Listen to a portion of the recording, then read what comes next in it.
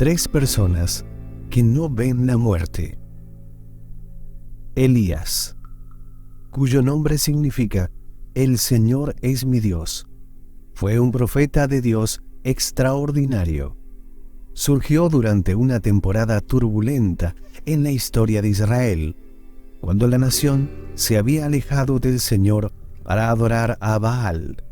Era el tiempo en que Acab, el rey de Israel, quien formó una alianza con Sidón al casarse con Jezabel, la que se opuso a la adoración del Dios de Israel y en su lugar adoraba y promovía la adoración y culto del falso dios Baal.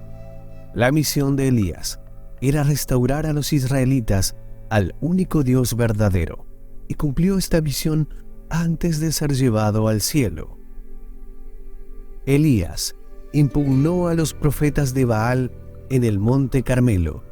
Fue un desafío que Elías utilizó para probar que Jehová es Dios. Elías desafió a los profetas de Baal y los llevó al monte Carmelo. Propuso una prueba entre Dios y Baal. Frente a 450 hombres que lo odiaban, Elías se puso de pie y proclamó: «Vosotros, adoradores de Baal, invocad el nombre de vuestros dioses, y yo invocaré el nombre del Señor. Y el Dios que responda con fuego, ese sea Dios». Los profetas de Baal oraron y oraron por fuego de su Dios, pero no hubo respuesta. Elías entonces preparó su altar y oró, y el resultado fue que el Señor respondió con fuego. Como se menciona en Primera de Reyes, capítulo 18, versos del 38 al 40. Luego el fuego del Señor cayó y consumió el sacrificio quemado, la madera, las piedras y el polvo, y lamió el agua que estaba en la trinchera. Cuando toda la gente lo vio, se cayeron de bruces y dijeron: «El Señor es Dios, el Señor es Dios». Elías les dijo que tomaran a los profetas de Baal, y ninguno de ellos escapó. Los llevaron y Elías los hizo descender al arroyo de Quillán, donde los mató. Elías también realizó otros milagros sorprendentes y vio la mano poderosa de Dios sobre él. Hizo que la lluvia se detuviera durante 3 años y medio, como se menciona en el primer libro de Reyes, capítulo 17, versículo 1. Fue alimentado por cuervos, algo que solo puede ser calificado como un milagro. Pero el hecho más notable de Elías sería el que no vería la muerte.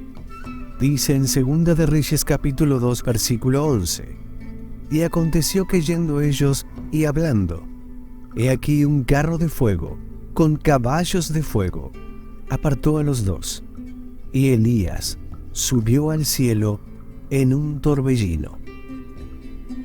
Enoc fue un hombre de Dios mencionado en la Biblia en el Antiguo Testamento, específicamente en el libro de Génesis, hijo de Jared y el padre de Matusalén, quien fuera el hombre más longevo de la historia de la humanidad, llegando a vivir 969 años.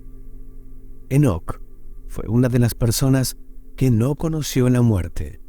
Vivió en la tierra por 365 años, antes de ser llevado por Dios, sin experimentar la muerte. La Biblia describe a Enoc como un hombre justo que caminó con Dios. Génesis capítulo 5, versículo 24 dice: «Enoc anduvo con Dios y desapareció porque Dios se lo llevó». El relato del libro de Génesis nos muestra cómo la humanidad cayó en pecado y cómo la historia de Caín y Abel nos enseña sobre el primer asesinato registrado en la historia humana, donde incluso entre hermanos había odio y maldad. Sin embargo, en medio de todo esto, Enoc se destacó como un hombre que andaba con Dios y tenía su aprobación. En el capítulo 6 de Génesis, vemos la maldad del mundo en su peor momento, pero Enoc seguía siendo fiel a Dios. Su vida es un ejemplo para todos nosotros, ya que no muchos creyentes son tan consistentes en su fe como lo fue Enoc. Él tenía una comunión con Dios y disfrutaba cada paso que daba con Él. Su vida es también destacada en los libros de Hebreos y Judas, donde se le describe como un hombre de fe que agradó a Dios. Enoc fue llevado al cielo por Dios sin experimentar la muerte. Su traslado fue una muestra del agrado que Dios tenía por él. Es por ello importante recordar que para agradar a Dios se necesita tener fe, creer que Él existe y que recompensa a aquellos que lo buscan con diligencia.